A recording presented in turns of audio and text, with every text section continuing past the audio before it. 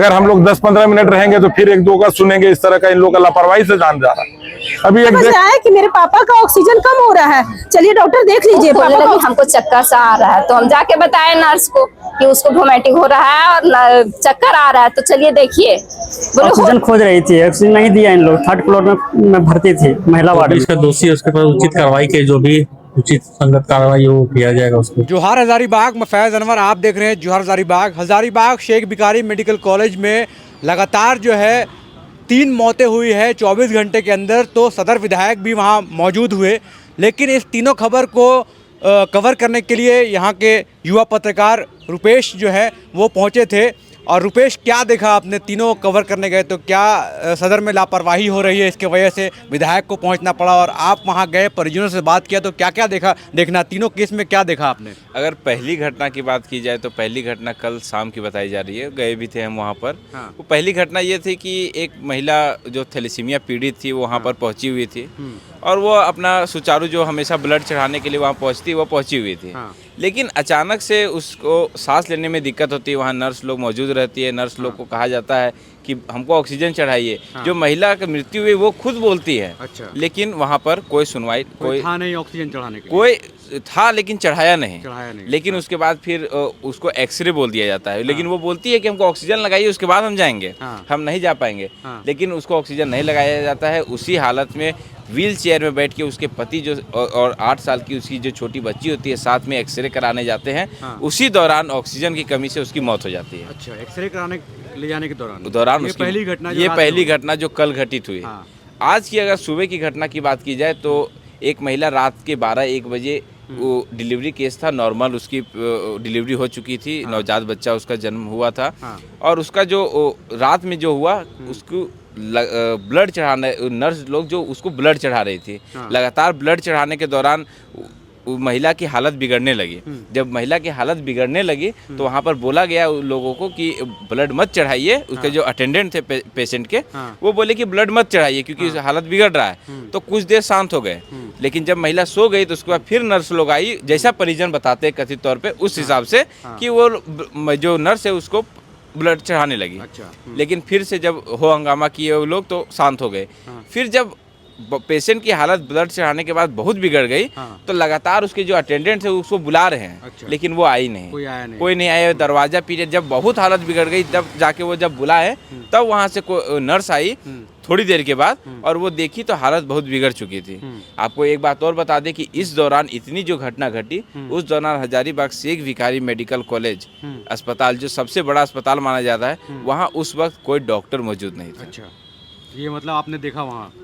नहीं, ये रात की घटना जैसा परिजन बता रहे हैं, जैसा हाँ। परिजन रात की घटना का बता रहे हैं। हाँ। मैं जब सुबह गया तो यही सब बात उन लोगों ने बताया। आपको बता दें ये दो तीसरी घटना, क्या हुआ? उसके बाद उसकी मौत हो गई। हाँ। और परिजन ट्रामा सेंटर के बाहर बैठ गए। हाँ। परिजन आए, हो हंगामा होने लगा। हाँ। इसी दौरान हाँ।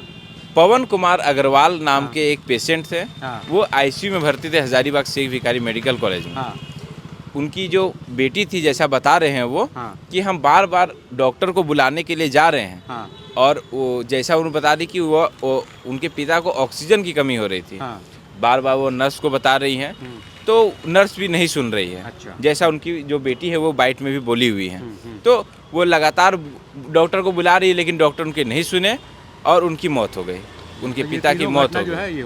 ये तीनों घटना आज 2 घटना और 1 घटना कल की घटी। मतलब टोटल अगर बात की जाए तो 3 घटना शेख भिखारी मेडिकल कॉलेज में डॉक्टर और नर्सों की लापरवाही के कारण घटित हो गई। बिल्कुल, तो ये परिजनों का साफ साफ आरोप है। और जो ग्राउंड पर रिपोर्टर गए थे रुपेश, वही बता रहे थे कि जो परिजन है वो लगातार आरोप लगा रहे हैं कि वो डॉक्टर को बुला रहे हैं, नर्स को बुला रहे हैं। जब उनके पेशेंट की हालत ख़राब होती है तब कोई देखने वाला नहीं होता है। यही प्राइवेट अस्पताल में जब आप जाते हैं तो पैसा देके जब जाते हैं तो डॉक्टरों और नर्सों की लाइन लगी रहती है, 24 घंटा आपके इर्द गिर्द रहते हैं क्योंकि उन्हें पैसा लेना होता है। यहाँ जब सरकार पैसे दे रही है, जब आपके टैक्स के पैसे से इलाज हो रहा है, तब कोई डॉक्टर नर्स नहीं होता है, जिसके अभाव में जाने जा रही हैं। जिसको लेकर आज सदर विधायक प्रदीप प्रसाद भी पहुँचे हैं हजारीबाग शेख भिखारी मेडिकल कॉलेज। वो क्या कह रहे हैं इस व्यवस्था को लेकर आप सुनिए। पूरे परिजन जो हैं इस पूरी व्यवस्था को लेकर क्या कह रहे हैं, कब तक जागेगा सिस्टम, कब तक मौतें होंगी। अभाव की वजह से, इलाज के अभाव की वजह से, डॉक्टर के अभाव की वजह से, नर्सों के अभाव की वजह से जल्द से जल्द इस पर कार्रवाई करनी चाहिए। जो भी अधिकारी हैं, जो भी इस अस्पताल को चला रहे हैं, देख रेख कर रहे हैं, ज़िला में इतना बड़ा अस्पताल है, इतनी सुविधाएं हैं, अगर टाइम पे ये परिजन जो है या फिर जो मरीज़ है उनको मुहैया नहीं कराया जा सकता है तो फिर इलाज का कोई फ़ायदा नहीं, क्योंकि थोड़ा ये जो छोटी छोटी जो मिस्टेक्स है वही बड़ी बन जाती है और इलाज के अभाव में लोगों की जानें जा रही हैं। और ये हज़ारीबाग से बहुत बड़ी खबर आ रही है कि 24 घंटे के अंदर, जैसा परिजनों का आरोप है कि इलाज के अभाव में 3 लोगों की जान चली जाती है। इस पर संज्ञान लेने की ज़रूरत है और जो लोग भी लापरवाही बरत रहे हैं उन पर कार्रवाई करने की ज़रूरत है। तुरंत करंट में आप लोग सुने, अगर हम लोग 10-15 मिनट रहेंगे तो फिर 1-2 का सुनेंगे। इस तरह का इन लोगों का लापरवाही से जान जा रहा है। अभी एक देख रहे होंगे जो आई बच्ची जो बोल रही है, उनके पिताजी को इन लोग मार दिया। ऑक्सीजन के अभाव में कैसे चलेगा अस्पताल और क्या होगा? और ये सरकार को चाहिए कि किनके नजर में हो रहा है। और मंत्री महोदय के बारे में तो कुछ बोलना ही बेकार है। उनके बारे में अगर हम लोग ना बोले तो ज्यादा बेहतर होगा, अपना बीपी बढ़ाने से कोई फायदा नहीं। अभी उपायुक्त महोदय से बात किए, नए आए हैं और उनको देख के लगता है कि कोई सख्त कार्रवाई करेंगे। हम भी बोले सख्त कार्रवाई करें और नहीं करेंगे तो फिर लास्ट में हमको सख्त कार्रवाई करना होगा। वैसे डॉक्टर और नर्स जिसके चलते ये जान गई है, अगर उन लोग पर कार्रवाई नहीं होगा तो हम लोग चुप नहीं बैठेंगे। अगर दूसरे भाषा में लोग सुनेंगे, जो मेरा रूप नहीं देखे हैं, तो उस भाषा में भी हम आने को तैयार हो गए। चाहे विधायकी रहे या जाए, फर्क नहीं पड़ता, लोगों का जान जाने नहीं देंगे। विधायक जी लगातार लग सकता लगाम, हमको नहीं लगता कि जिस तरह से कार्रवाई नहीं होगा तो ये लगाम लगेगा नहीं। आखिर क्यों नहीं कोई जनप्रतिनिधि लोग को हाथ में दिया जाता है काम करने के लिए? बहुत लोग हैं, हजारीबाग के बहुत सारे समाज सेवी हैं। एक बच्चा जो स्कूल कॉलेज में पढ़ता है वो भी समाज सेवा करने को तैयार है। ये यहाँ के मिट्टी में है, लेकिन ये वरिष्ठ पदाधिकारियों के लिए इस तरह का जान हो रहा है। जो नर्सेज यहाँ आई है, जो डॉक्टर आए हैं, कहाँ से आए हैं, कौन लाया है, उस पर भी प्रश्न है।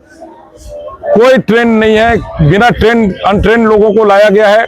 इससे बढ़िया झोला छाप डॉक्टर जो गांव में मिलता है वो इनसे शायद 10 टाइम्स ज्यादा बेहतर है। जिस तरह का कार्य आपको देखने को मिल रहा है और जिस तरह का लूट है, तो इसके बारे में कुछ बोला भी नहीं जा सकता। ना बोलने का हम लोग को ताकत है इन लोग के बारे में बोले। नाम मत लीजिए आप लोग, उनका बिना नाम लिए क्यों नहीं रह सकते? वो स्वास्थ्य मंत्री नहीं, उनका कोई नाम नहीं लेना चाहिए। उनकी कारगुजारियों से पूरा झारखंड त्रस्त है, उनका नाम न ले तो ज्यादा बेहतर होगा। अगर एक यहाँ अच्छा कार्य हो रहा था उसको बंद कराते हैं, कैसे उनका लूट होगा वो चाहते हैं। उनका नाम लेने से ही पाप लगेगा, उनका नाम लेना ही नहीं चाहिए। बजे आया कि मेरे पापा का ऑक्सीजन कम हो रहा है, चलिए डॉक्टर देख लीजिए, पापा का ऑक्सीजन 84 हो गया। तो वो कहे कि चाहिए पर्ची ले आइए डॉक्टर से, सिस्टर से मांग के पर्ची ले आइए। हम गए सिस्टर के पास, हमने पर्ची दी, सिस्टर सोई हुई थी, वापस उठा के पर्ची लेके आए। उसके बाद फिर हमको बोलते हैं कि जाइए वापस, तो पेशेंट को देखिए अभी हम आते हैं। उसके बाद फिर नहीं आए, फिर आए बुलाने, हमने 74 हो गया सर चलिए वापस, फिर भी नहीं गए। फिर हम बोले सर आइए, तो पर्ची में 4 दवा लिख के दे दी, बोले लगवाइए। अब मेरे पापा का ऑक्सीजन कम हो रहा है, वो ऑक्सीजन हटा के नेबुलाइजर लगवा दिए कि ऑक्सीजन कम हो जाए। जब 1 हो गया ऑक्सीजन तब आया सर चलिए एक बार देख लीजिए, तो ऑक्सीजन खत्म हो गया। उनको ऐसे मार दिए पड़े बेड में। कोई नहीं यहाँ देखता है, सब केयरलेस ही करता है और ऊपर से बुलाने पे आता भी नहीं है डॉक्टर। यहाँ सिर्फ पैसा लेने के लिए डॉक्टर है। बहुत नेग्लिजेंसी है, बहुत नेग्लिजेंसी है। पेशेंट का नाम है पवन कुमार अग्रवाल, ये मेडिकल कॉलेज के नाम पर हम लोग महावीर स्थान के रहने वाले हैं, हजारीबाग के। उसको वोमिटिंग आने लगा, उसके बाद फिर वो बोलने लगी हमको चक्कर सा आ रहा है। तो हम जाके बताए नर्स को कि उसको वोमिटिंग हो रहा है और चक्कर आ रहा है, तो चलिए देखिए। बोले होता है ऐसा, बोले होता है, चलिए देखिए, ज्यादा घबरा रही है। उसके बाद जब वो आई तो थोड़ा सा देख के चली गई कि रुके आ रहे। फिर जब बुलाने गए तो इंजेक्शन लेके आई, इंजेक्शन लगाई वोमिटिंग। उसके बाद उसको बहुत ज्यादा ठंड लगने लगा, पूरा कपकपाने लगी, ठंड लगने लगा। तो हम जाके बोले बहुत ज्यादा उसको ठंड लग रहा है, चलिए देखिए। बोले ठीक है, तो ब्लड थोड़ा देर ना रोक देते हैं। बोले ठीक है रोक दीजिए, रोक दी। उसके बाद पेशेंट मेरा ठीक हो गई, बिल्कुल स्वस्थ हो गई, उसको कोई दिक्कत नहीं था। हम बार बार पूछ रहे अभी तुमको कुछ हो रहा है, ठंडा लग रहा है, कुछ हो रहा है? नहीं। बोले नहीं हमको अब अच्छा लग रहा है। कुछ देर के बाद फिर जब हम लोग सो गए, वो भी पेशेंट भी मेरा अच्छा स्वस्थ सो गई, हम भी सो गए उसके साथ। वो बोली आई नर्स बाद में, उसके बाद बोली नहीं अब ब्लड फिर से चढ़ाएंगे, तो चढ़ा, फिर लगवा दी, लगाई ब्लड। उसके बाद फिर से उसको उसी तरह चक्कर आने लगा और उसको पूरा ही घबराहट होने लगा अचानक से। जब हम वहां गए फिर बोले कि नहीं हम जब ब्लड लगा रहे तभी मेरे पेशेंट को ऐसा हो रहा है, वैसे तो मेरा पेशेंट सही है। तो वहां बोला गया कि अच्छा ठीक है ना, आप सैंपल ले आइए। हम रोक देते, जाइए ले आइए वहाँ से डब्बा, हम उसमें जांच के लिए आपको देंगे। हम वहाँ से जब लेके आए यहाँ पे तो जाके देने गए वहाँ पे, तब तक वो सो गई जाके मैडम, रूम में जाके गेट बंद करके सो गई। एक बस सिस्टर थी जो काम कर रही थी वहाँ ओटी में, डॉक्टर नहीं आए? कोई डॉक्टर नहीं था, कोई डॉक्टर, नर्स थी, वही नर्स जो एक नर्स थी तो वही काम कर रही थी। तो हम उसको बोले कि देखिए सो हमको लाने बोला गया तो लीजिए, आप दीजिए, हम लाएंगे यही करके। तो वो बोली कि हम तो अकेले हैं, अभी रुकिए, अभी हम काम कर रहे हैं। उसके बाद फिर हम थोड़ा देर में बोले कि काम कर रहे हैं तो देखिए ना, हम ज्यादा घबरा रही है, उसको अच्छा नहीं लग रहा है, चलिए पहले देख लीजिए। तो फिर वो अंदर जाके गेट ठकठकाई, कुछ देर के बाद गेट खुला, अंदर गई, फिर थोड़ा देर बाद फिर हम जाके बोले चलिए जल्दी चलिए आप लोग, देखिए उसको बहुत ज्यादा ठंड लग रहा है, बहुत घबराहट सा हो रहा है, चलिए आप लोग। लापरवाही हो गया। इन लोग ऑक्सीजन खोज रही थी, ऑक्सीजन नहीं दिया इन लोग। 3rd फ्लोर में भर्ती थी महिला वार्ड में, ऑक्सीजन की कमी थी, थैलेसीमिया पेशेंट है, इसको ऑक्सीजन की कमी थी। ऑक्सीजन मांग रही थी, खुद ऑक्सीजन नर्स को बोली कि दीदी हमको दीजिए ऑक्सीजन। वो पल्स भी चेक की, उसके बाद बोली कि नहीं पल्स आया, सारा कुछ ठीक है, ऑक्सीजन की जरूरत नहीं है।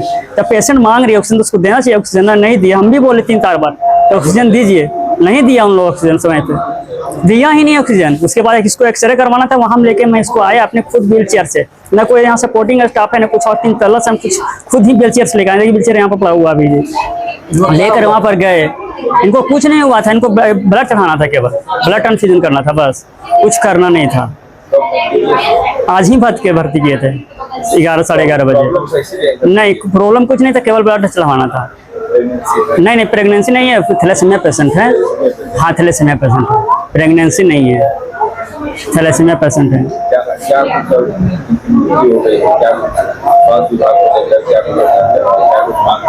ये मांग करना चाह रहे हैं कि जो यहाँ का जो स्वास्थ्य कर्मी है उस पर कठोर से कठोर कार्रवाई किया जाए, इन लोगों के खिलाफ में कानूनी कार्रवाई किया जाए, दंडनीय मतलब कि सजा देना चाहिए, इन लोग को दिया जाए। मंजीत कुमार, सरिता कुमारी, जो भी इसका दोषी है उसके पर उचित कार्रवाई के, जो भी उचित संगत कार्रवाई वो किया जाएगा उसको। बात किया क्या मालूम चला?